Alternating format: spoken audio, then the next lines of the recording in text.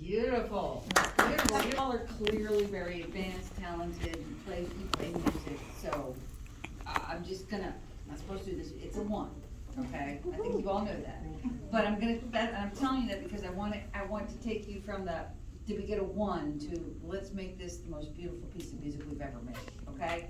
If you just, there's little things like when you have a pianissimo in a orchestral part, it's a different pianissimo than when you have a solo moment.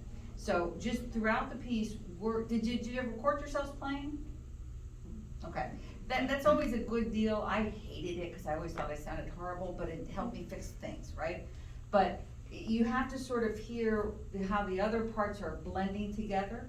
It's difficult in this time of COVID when we can't practice all the time and have that sort of solid kind of together practice all the time to really know each other. But let's just, well, I'm kind of all over the place here. I could spend an hour working with y'all on this and you would still sound amazing, so don't take that as a negative. But just looking at the end where you have that da-dee-da-da, where you each have the little phrase. Did you ever try playing where you just had the phrase and nothing else? So you can hear it literally go from player to player in a smoother transition? Did you ever try that?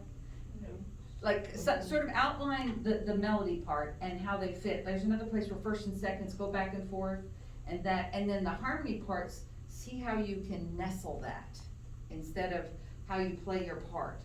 And then, little things like deciding on the lengths of notes, so difficult in a slow piece.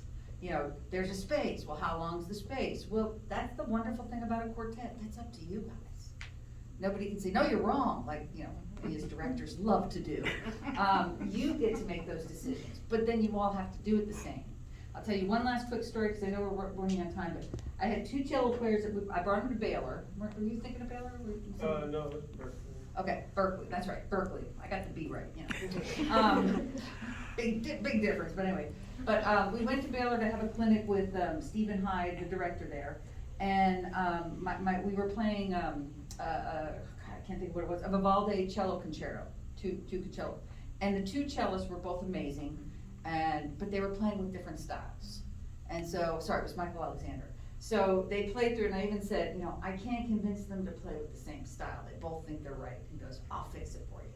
So they played through it, and then he said, okay, well, you have this style and you have this style. It's not that far off, but it has to be one style. You have to agree on it, and then you both have to do it. And he said, so which way is it going to be? And both the cello players kind of looked at each other and kind of smiled uncomfortably. So then he cleared off his desk and he said, arm wrestle for it. And the 2 boys kind of looked at him like, huh? Come on, arm wrestle. Whoever wins the arm wrestle, it's your style. And they're like, both of them not really clearly arm wrestling type. We're a little like, and he goes, well, I mean, you could do it that way or you could come to an agreement. And it's kind of a silly way, it sticks in my memory forever because I'll never forget the looks on their faces like, help me, Miss Gavin, they're gonna make an arm wrestle. But you have to that's what the beautiful thing about a quartet, you get to decide those things. So you play beautifully, it was wonderfully done, but if you want to take it to the next level, those are the things about, really learning how to feed off of each other. Okay, you guys are all well advanced enough to be able to get that. Did I talk too much? No. Okay, you're done.